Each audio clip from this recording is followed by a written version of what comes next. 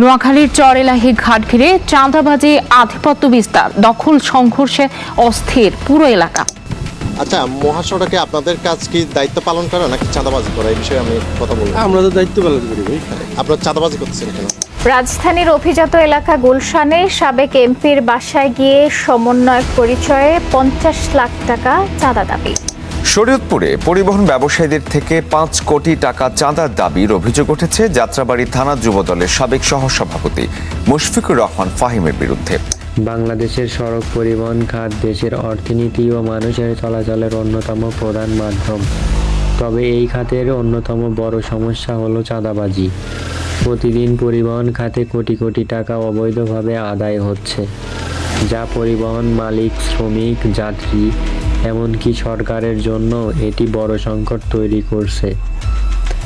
বিভিন্নভাবে চাঁদাবাজি হয়ে থাকে, যেমন রাস্তার মোড়ে মোড়ে চাঁদা আদায়, বিভিন্ন স্থানে পরিবহন থেকে জোরপূর্বক টাকা আদায় করা হয়, সংগঠনের নামে চাঁদা আদায়, পরিবহন শ্রমিক সংগঠন বা প্রভাবশালীরা মাসিক বা দৈনিক হারে টাকা নেয়, গ্যারেজ ও টার্মিনালের চাঁদা, বাস ট্রাক টার্মিনালে প্রবেশ করতে হলে অতিরিক্ত টাকা দিতে হয়, পুলিশের চাঁদা, বিভিন্ন সময়ে পুলিশ প্রশাসনের নামে অবৈধ অর্থ আদায়ের অভিযোগ রয়েছে।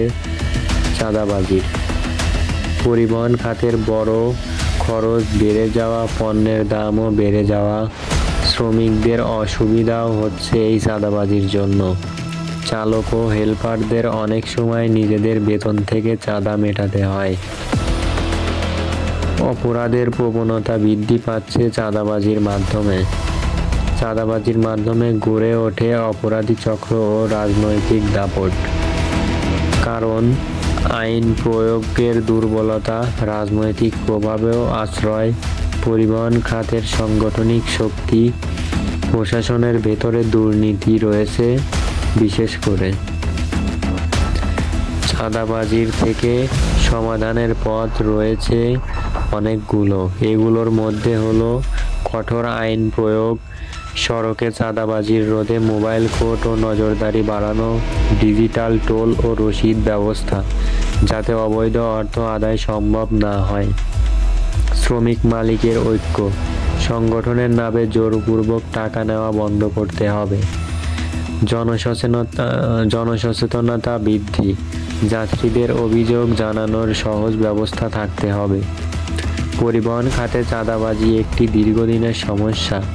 এটি শুধু অর্থনীতিকে ক্ষতিগ্রস্ত করছে না, সাধারণ মানুষের ভোগান্তিও বাড়াচ্ছে। সঠিক উদ্যোগ ও আইনের কঠোর প্রয়োগের মাধ্যমে এই সমস্যার সমাধান কেবলই সম্ভব।